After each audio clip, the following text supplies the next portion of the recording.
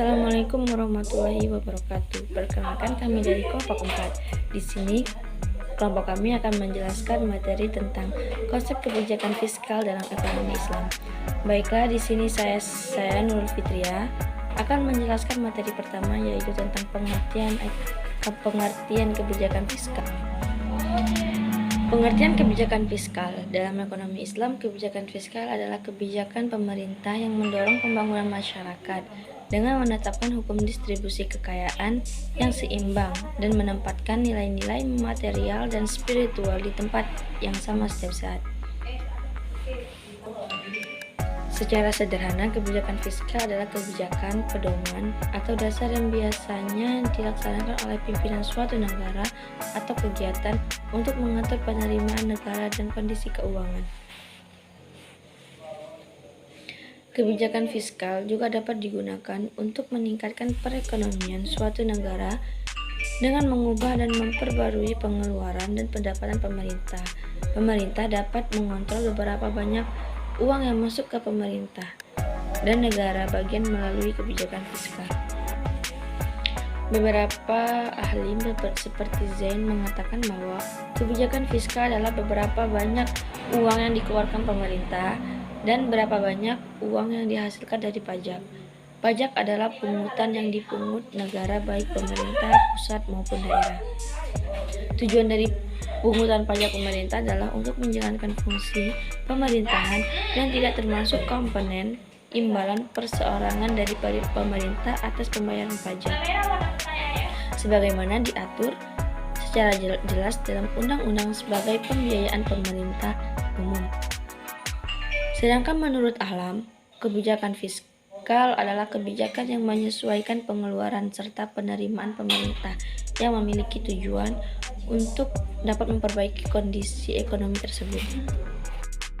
Perkenalkan, nama saya Rima Urani sebagai presentator kedua, dan saya akan melanjutkan pemateri kedua dari rekan saya Nurul Fitria. B. Prinsip kebijakan fiskal dalam ekonomi Islam. Prinsip kebijakan fiskal yang ada di dalam ekonomi Islam ada beberapa hal yang dikemukakan oleh beberapa ulama atau para ahli, diantaranya yang dikemukakan oleh Khalid Ahmad yang membagi prinsip ekonomi Islam ada 4 bagian, yaitu yang pertama prinsip tauhid, prinsip rubiyah, prinsip khilafah, dan prinsip takziyah. Akan tetapi prinsip dasar ekonomi Islam yang berkaitan dengan kebijakan pemerintahan yaitu kebijakan fiskal, yaitu yang pertama prinsip dalam penerimaan publik atau pendapatan. Kebijakan pendapatan yakni berupa beberapa kebijakan yang diterapkan oleh pemerintah dalam mendapatkan dana-dana sebagai dana negara. Sistem pungutan wajib atau daribah. Pada prinsip ini, pihak yang berwenang harus menjamin bahwasanya golongan kaya atau yang memiliki kelebihan yang dapat memikul beban utama daribah. Yang kedua, prinsip pembelanjaan atau pengeluaran. Kebijakan pengeluaran yakni berupa kebijakan yang diterapkan oleh pemerintah dalam hal pengeluaran dana-dana yang terkumpul ke dalam dana negara. Alokasi zakat merupakan kewenangan Allah, bukan dari pihak amil atau pemerintah. Menerapkan prinsip maslahah, yaitu mendatangkan manfaat, menghindari kesulitan atau masyaqqah dan mudarat. Prinsip efisiensi dalam belanja rutin pemerintah.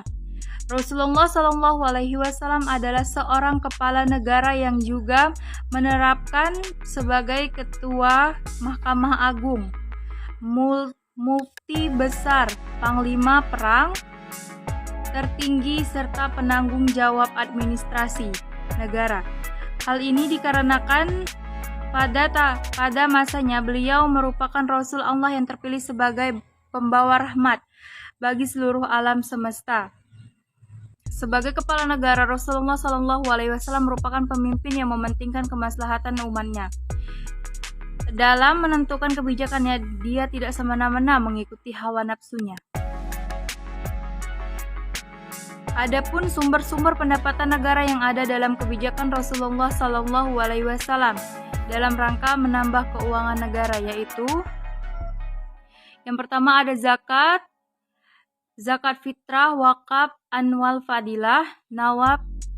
Assalamualaikum warahmatullahi wabarakatuh. Perkenalkan, nama saya Irfan. Baiklah, di sini saya akan menjelaskan tujuan kebijakan fiskal dalam ekonomi Islam. Menurut An-Nabahah, konteks kebijakan fiskal adalah bahwa dalam ajaran Islam, pemerintah adalah lembaga formal yang mewujudkan dan memberikan pelayanan terbaik kepada seluruh warganya. Masyarakat pemerintah bertanggung jawab atas beberapa hal, salah satunya adalah mengelola perekonomian. Tanggung jawab dan tugas pemerintah dalam perekonomian meliputi mengawasi faktor-faktor utama yang menggerakkan perekonomian, seperti bagaimana produksi, pembelian, dan penjualan selesai, melarang praktik yang tidak benar atau diperbolehkan, dan menetapkan harga jika perlu. Pemerintah Islam menggunakan kebijakan fiskal dan kebijakan moneter untuk membangun masyarakat yang sejahtera. Sejak zaman Nabi dan Khulafaur Rasyidin, aturan-aturan ini yang kemudian dikembangkan oleh para ulama telah diikuti. Berikut alasan mengapa kebijakan fiskal penting. Dua faktor yang mendukung relatif terbatasnya peran kebijakan fiskal. Pertama, firman Allah yang menyatakan bahwa suku bangsa sama sekali tidak berperan dalam ekonomi Islam. Yang kedua, perjudian yang bertenaga dengan Islam karena dapat menimbulkan berbagai perilaku perjudian yang melibatkan spekulasi atau keberuntungan. Setiap muslim dengan kelebihan harta yang telah mencapai nisbah harus memiliki penguatan zakat yang dikumpulkan daripada mereka. Pemerintah Islam yang harus lebih dan lebih ketat. Sesuai dengan Quran Surah Kebijakan Fiskal, Islam bertujuan untuk mencapai stabilitas ekonomi, tumbuhan ekonomi yang tinggi, dan pemerataan pendapatan di samping tujuan lain yang digariskan dalam hukum Islam, yaitu Islam menetapkan tempat yang tinggi bagi terwujudnya kesejahteraan dan demokrasi. Ekonomi Islam akan dikelola untuk mempromosikan dan menyebarluaskan ajaran Islam kepada sebanyak mungkin orang sambil juga membantu dan mendukung ekonomi masyarakat terbelakang.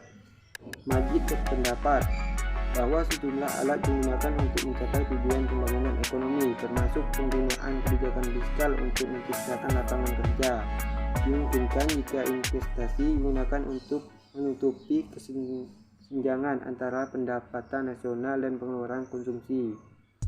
Jika pengusaha diajak untuk beraktivasi, membuka investasi baru yang akan membutuhkan banyak tenaga kerja, harapan keuntungan yang tinggi dapat terpenuhi. Perkenalkan, nama saya Angelia Pujamezi. Saya akan melanjutkan materi yang telah disampaikan dari kelompok kami, yang mana saya akan menyampaikan materi tentang kebijakan fiskal dari masa ke masa.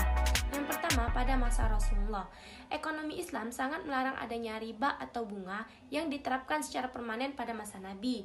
Rasulullah juga sendiri melarang adanya penimbunan harta atau barang. Oleh karena itu, kepemimpinan Rasulullah dan peran pemerintah yang dimainkan pada saat itu dapat dilihat dari bagaimana cara mereka mengelola kekayaan yang didistribusikan. Oleh karena itu, ghanimah, jizyah, zakat, dan kharaj merupakan sumber kebijakan fiskal atau pengelolaan penerimaan dan pengeluaran negara pada masa itu. Yang kedua, kebijakan fiskal pada masa Khulafaur Rasyidin, yang mana kebijakan tersebut dilakukan dengan cara mengoptimalkan pengelolaan zakat, perhitungan asuransi dengan lebih profesional. Kebijakan tersebut menjadikan Baitul Mal sebagai pusat pendapatan negara. Kemudian, kebijakan fiskal juga dilakukan untuk mengontrol bagaimana pengeluaran untuk hal-hal seperti kebutuhan militer, kebutuhan peradilan, pembantuan modal, pendidikan, dan investasi.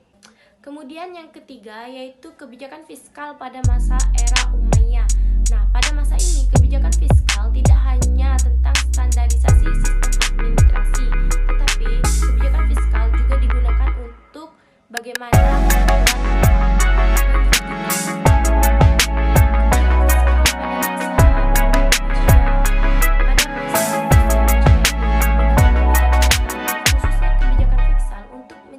kemakmuran, keamanan, kecerdasan, dan persatuan masyarakat. Nah, kemudian yang kelima itu ada periode Ottoman. Periode Ottoman di Turki merupakan periode Islam terakhir, yang mana kebijakan fiskalnya sangat jelas dilihat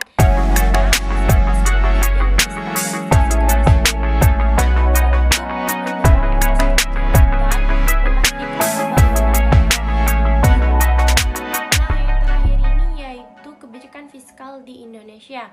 Pemerintah Indonesia sendiri sudah menetapkan metode pengendalian dan pengelolaan untuk pengeluaran maupun penerimaan pemerintah melalui APBN. Baik, mungkin itu saja materi yang dapat saya sampaikan. Lebih dan kurangnya terima kasih.